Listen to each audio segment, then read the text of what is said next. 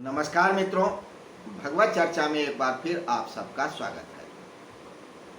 हम लोग भगवत गीता के 10वें अध्याय यानी कि विभूति योग पे चर्चा कर रहे हैं। 4 श्लोकों तक हमने चर्चा किया। आज 5वें श्लोक पे चर्चा करेंगे। कल हमने ये भी जाना था कि ये चौथा और 5वां श्लोक बहुत महत्वपूर्ण है, अति महत्वपूर्ण श्लोक है। इसी में वो परम वचन छुपे हुए हैं या उन परम वचनों का रहस्य है जो कहने के लिए भगवान श्री कृष्ण ने अर्जुन को वचन दिया है पहले श्लोक में, और कहा है कि मेरे परम वचन को फिर से सुनो। 9वें अध्याय में तो बता ही चुके थे, गुह्य बात, सीक्रेट बात, राज की बात, विद्याओं में जो सबसे राजा है, सबसे बड़ा है, उसकी बात। लेकिन उसी बात को ये फिर कह रहे हैं कि फिर से सुनो। इट इज वेरी इंपॉर्टेंट, इसीलिए हम रिपीट कर रहे हैं।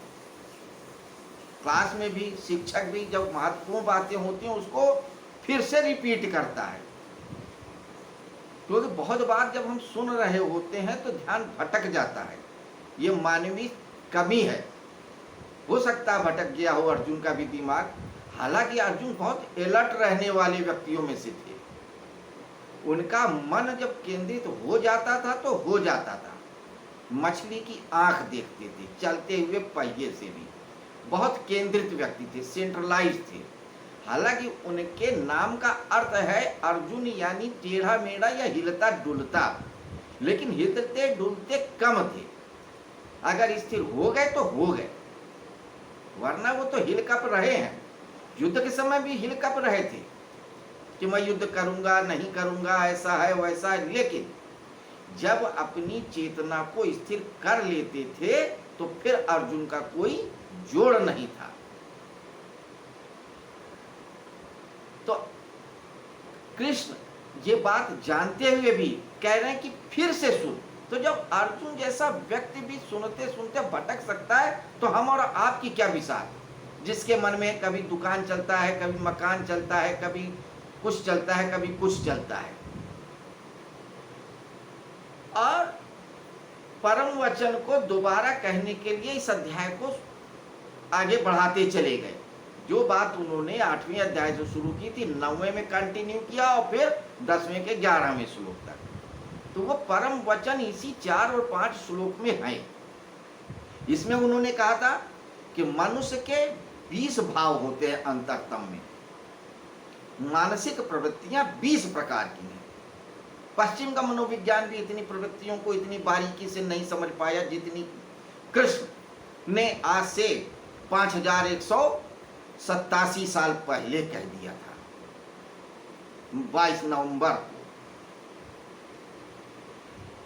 क्योंकि उसी दिन भगवत गीता अवतरित हुई थी। अब आप समझ लीजिए कितने बड़े मनोवैज्ञानिक थे। तो उन 20 भावों में कुछ भावों की चर्चा हमने कल किया था जो 4थे श्लोक में वर्णित है। आज 5वें श्लोक को चर्चा में लेते हैं। तो आइए 5वें श्लोक को पहले पढ़ते हैं, फिर उस पर चर्चा करते हैं संक्षिप्त में। तो श्लोक ये है, अहिंसा समता तुष्टि तपो दानम यशो अयसा भवन्ति भावा भूतानां मत एव पृथक विधा। चौथा भी देख लीजिए इसी लगे, क्योंकि चौथे और 5वें दोनों जुड़े हुए हैं। 20 भाव हैं। कहते हैं बुद्धि ज्ञान सम्मोह क्षमा सत्यम दमा समा सुखम दुखम भावो अभावो भयम चा अभय मेव चा। ये कल का श्लोक था। आज का अहिंसा समता तुष्टि तपो दानम यशो अयसा भवन्ति भावा भूतानां मत एव पृथक विधा। हिंदी में अर्थ है बुद्धि ज्ञान असमोह क्षमा सत्य दम सम तथा सुख दुख उत्पत्ति विनाश भय अभय और अहिंसा समता संतोष तप दान यश और अपयश प्राणियों के अनेक प्रकार के अलग अलग भाव हैं जो मुझ में ही रहते हैं, कभी अलग होके कभी संयुक्त होके। तो ये जो 20 भाव हैं ये मनुष्य में कभी अलग होके और कभी एक साथ होके रहते हैं, और ये मुझी से हैं। ये मेरे ही भाव समझो, आप अपने भाव मत समझो। और ये अंतर भावों की चर्चा क्यों कर रहे हैं? कल भी हमने चर्चा में ये बात कही थी कि मनुष्य अपने शरीर को तो अलग कर सकता है, लेकिन मानसिक भावों से अपने को अलग नहीं करता। व्यक्ति की पहचान ही उसके विचार, संस्कार, भाव, सिद्धांत, अनुभव से होते हैं। और ये सारे भाव, सिद्धांत, विचार, लगाव, घृणा, द्वेष, ये सारे जितने भाव हैं सब उसकी पहचान होते हैं। इनसे व्यक्ति अपने आप को अलग नहीं कर पाता। ये आत्मा के साथ बिल्कुल लगे हुए हैं। कोई व्यक्ति अगर क्रोधी भी होता है तो बड़े शान से बताता है कि मेरे जैसा क्रोधी आदमी तुमने आज तक देखा नहीं होगा। क्यों कह रहा है? क्योंकि उसे लगता है कि ये क्रोध मेरी एक विशिष्टता है, मेरी पहचान है। तो कोई अपनी क्रोध को विशिष्टता पहचान बना लेता है, कोई प्रेम भाव को, कोई अहंकार को, कोई धन को, कोई यश को, कोई अपयश को। बदनाम आदमी भी अपने आप को बड़ा शान से दिखाता है कि मेरे जैसा गुंडा तुमने नहीं देखा होगा। क्योंकि वो व्यक्ति अपने आप को जोड़ लेता है इन भावों से, इन विचारों से। शरीर से उतना नहीं जोड़ पाता। शरीर के लिए कह देता है यार शरीर तो आज है और कल नहीं रहेगा, लेकिन मेरा नाम तो रहेगा। नाम कैसे रहेगा? विचारों से, भावों से, कृत्यों से। तो जो विचार हैं, भाव हैं, कृत्य हैं, ये बहुत जोड़ते हैं। और जितना व्यक्ति इनसे जुड़ता है उतना ही संसार से जुड़ जाता है, आवागमन से जुड़ जाता है। मुक्ति उतनी कठिन चीज नहीं है। मुक्त तो आप ही हो। ईश्वर ने आपको मुक्त ही पैदा किया है। बंधन में तो हमने खुद को डाल लिया है, खुद ही अपने हाथ पैरों में जंजीर डाल लिया है। कभी किसी के प्रेम में पड़ जाते हैं, कभी किसी की दुश्मनी में पड़ जाते हैं, कभी किसी संकल्प में पड़ जाते हैं, कभी किसी विकल्प में पड़ जाते हैं, कभी किसी सिद्धांत से जुड़ जाते हैं, कुछ नहीं तो अपने ही अहंकार से जुड़ जाते हैं। तो बंधन तो हमने डाल रखे हैं। इन 20 भावों में वे सारे भाव आ जाते हैं। अगर इन 20 भावों के व्यक्ति पार चला जाए तो वो संसार के पार चला जाएगा, वो परमात्मा ही हो जाएगा। तो इसलिए सूक्ष्म भावों की चर्चा कर रहे हैं। तो कल जितने भावों पे चर्चा किया, अब उसके आगे के भावों को हम समझते हैं कि वे हैं क्या। एक सामान्य चर्चा, वैसे तो सब जानते हैं इन भावों को, समझ रखते हैं, लेकिन थोड़ा सा विस्तार जरूरी है चर्चा करते समय, क्लियरिटी बनाए रखने के लिए जरूरी है। तो क्या कहते हैं? अहिंसा, समता, तुष्टि, तपो, दानम, यशो, अयसा। अहिंसा, अहिंसा किसे कहते हैं? अहिंसा हिंसा के आगे आ प्रत्यय लगा के बना है। किसी भी व्यक्ति को, जीव को मन से, कर्म से और वचन से, तीनों से कोई हानि ना पहुंचाने का विचार ही अहिंसा है। सिर्फ शरीर से आप किसी को मार रहे हैं वही नहीं मारना होते हैं। क्या आपने किसी को तलवार से मार दिया तो हिंसा कर दिया, और आप दूसरा नहीं मार रहा है तो हिंसा नहीं कर रहा? दूसरा अगर गाली दे रहा है तो वो भी हिंसा है, उसके मन को दुखा रहा है, उसकी आत्मा को पीड़ा दे रहा है। एक व्यक्ति है मन से, ऊपर से, जबान से गाली नहीं दे रहा है, लेकिन मन में गाली दे रहा है, यह भी हिंसा है, थोड़ी सूक्ष्म हिंसा है। तो कोई तलवार से, डंडे से मार रहा है, ये स्थूल हिंसा है। गोली से, वाणी से मार रहा है, नुकसान पहुंचा रहा है, ये थोड़ी उससे सूक्ष्म हिंसा है, सूक्ष्म स्तर की है। लेकिन अगर कोई मन में ही सिर्फ गाली दे रहा है और किसी के प्रति हिंसा कर रहा है, मन में ही कुछ गलत कर रहा है, उसका नुकसान, वो सूक्ष्मतम हिंसा है। तो हमारे शरीर के तीनों तलों पे हिंसा ना हो, किसी के प्रति नुकसान पहुंचाने का भाव ना हो, उसे अहिंसा कहते हैं। इस अहिंसा को जो साध लेता है वही अहिंसा है। लेकिन हम ऐसा कहाँ कर पाते हैं? ऊपर से तो हो सकता है कोई व्यक्ति बहुत शांत नजर आता हो, लेकिन अंदर से बहुत अशांत हो, दिन भर जिससे नफरत करता है उसको गाली देता है। बहुत बार कायर व्यक्ति भी ऊपर से बहुत शांत नजर आता है, लेकिन मन में गाली देता रहता है, हिंसा करता रहता है। बहुत से लोग जीव और व्यक्तियों को हिंसा नहीं देते हैं, पदार्थों पे निकाल लेते हैं। घर में बॉस के नाराज हो जाता है तो व्यक्ति घर में आकर के वस्तुओं पे निकालेगा, कभी थाली पटकेगा, कभी लोटा पटकेगा, कुछ नहीं दरवाजे को जोर से लात मार देगा। मोटरसाइकिल चला रहा है तो किक को जोर से लात मारेगा, सोचेगा मैं बॉस को लात मार रहा हूँ, हिंसा कर रहा हूँ। औरतें भी ऐसे ही करती हैं, पति पे हिंसा नहीं कर सकती हैं तो बर्तन पे निकालेंगी, कप पे, प्लेट पे, थाली पे, कटोरे पे निकालेंगे, वो भी हिंसा है, मन से कर रहे हो। तो अहिंसा का भाव बिल्कुल ना हो, कहीं विचार की एक तरंग भी ना उठे किसी के प्रति शारीरिक, मानसिक और किसी प्रकार का नुकसान पहुंचाने की, तो ही अहिंसा है। वरना अहिंसा सिर्फ ऊपर से ओढ़ी हुई है, अंदर से हिंसा दबी हुई है। और जब कोई व्यक्ति अहिंसा साध लेता है तो साधक हो जाता है, और जब अहिंसा सध जाती है तो साधु हो जाता है, उसके पहले नहीं होता है। अगला भाव समता, इक्वलिटी। ऐसे ही समता है। समता का अर्थ ये नहीं है कि आप जूते को गले में टाई की तरह पहन लेंगे, या कोई व्यक्ति नीचे किस स्तर पे काम कर रहा है या किसी भी स्तर पे आप उसको पूरे के स्तर पे लगा लेंगे। सम्मान बराबर का देना है, लेकिन जो जिस पद पे है, जिस स्थान पे है, उसको उसके पूरे सम्मान के साथ रखे। ये नहीं कि एक आप अफसर हैं और आपका जो चपरासी है वो नीचा हो गया, आप उसको कुछ भी कह दें कि अरे ये तो छोटा आदमी है, तुच्छ आदमी, ऐसा भाव ना रखें। वो भी आप जैसा व्यक्ति है, उसका भी अपना सम्मान है, उसका भी अपना भाव, उसके अंदर भी सुख दुख होता है, उसके अंदर भी क्षमा और देश होता है, उसको भी अपना ही सा समझे, वो समता है। तो पद से, उम्र से, जाति से किसी को छोटा और बड़ा ना समझे, मन में तरंग भी ना उठे, तो ही समता सधती है।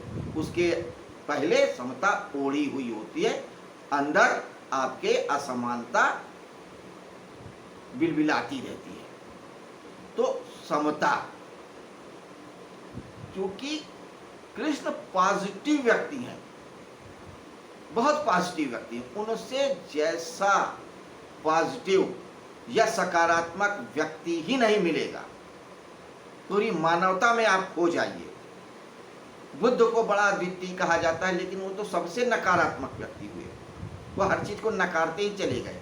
कृष्ण हर चीज को स्वीकारते चले गए। युद्ध आया तो भी मुस्कुरा रहे हैं, युद्ध नहीं था तो भी मुस्कुरा रहे हैं, हार करके अपना घर द्वार छोड़ के नया नगर बसाना पड़ा तो भी मुस्कुरा रहे थे,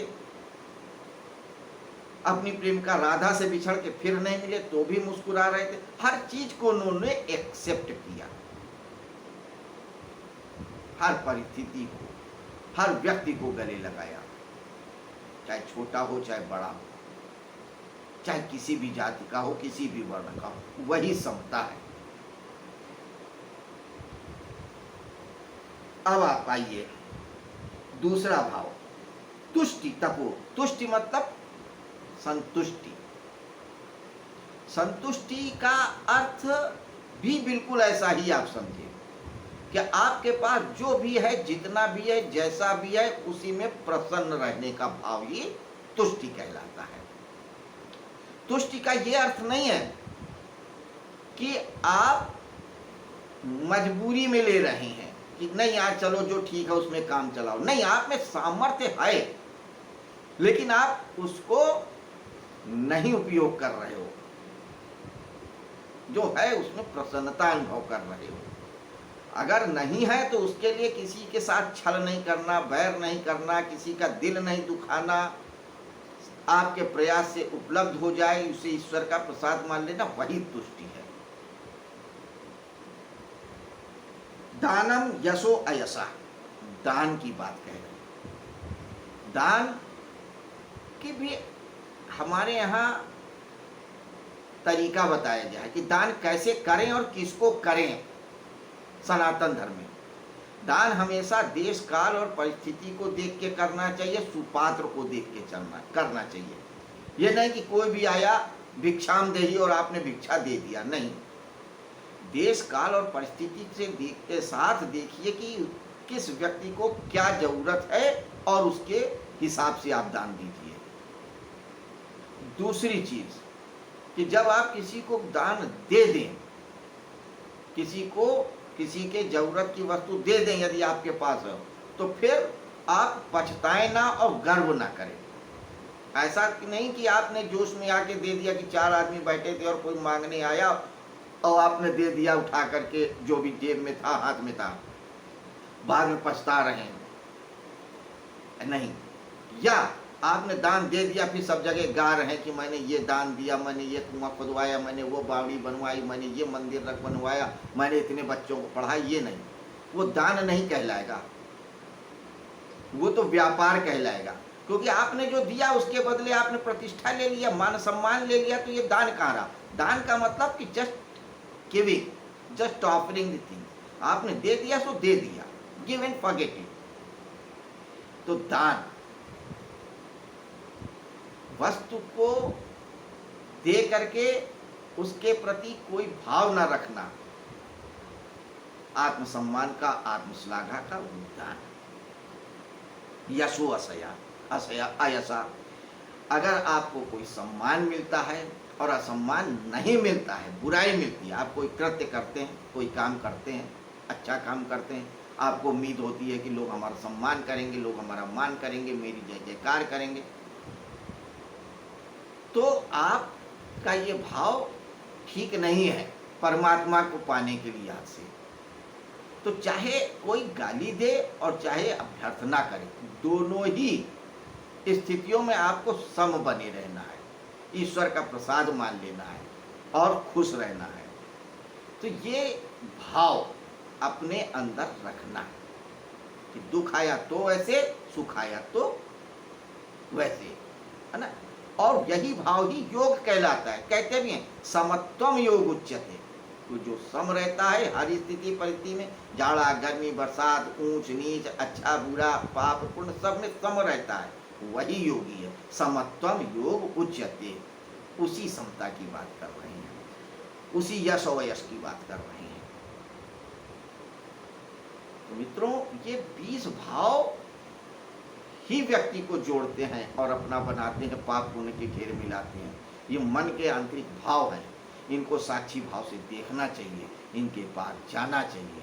और इन्हीं भावों को कह रहे हैं भवन्ति भावा भूतानाम मत एव पृथक विदा, कि ये सभी भाव हमारे भवन्ति हैं, मत एवं पृथक विदा, मतलब एक साथ और अलग अलग दोनों में।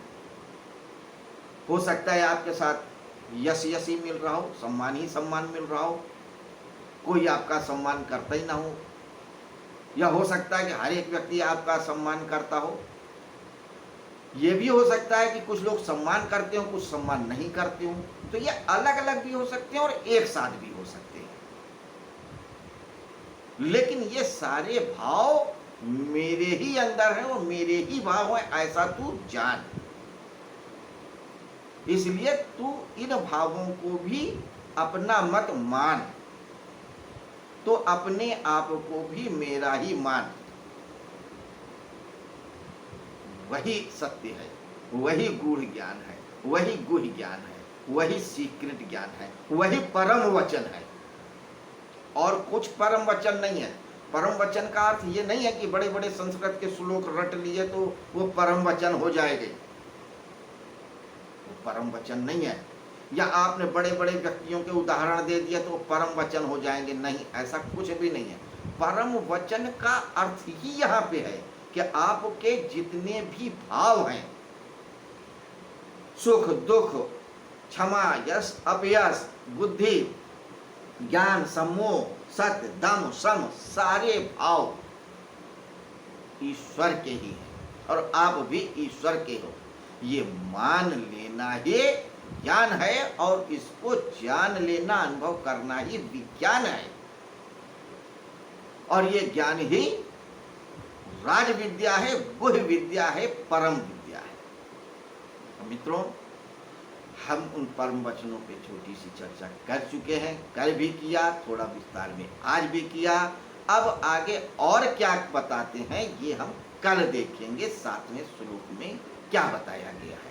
तब तक के लिए आपसे आज्ञा चाहूंगा, कल फिर मिलेंगे इसी समय नए श्लोक पे चर्चा करने के लिए। तब तक के लिए नमस्कार, शुभ रात्रि।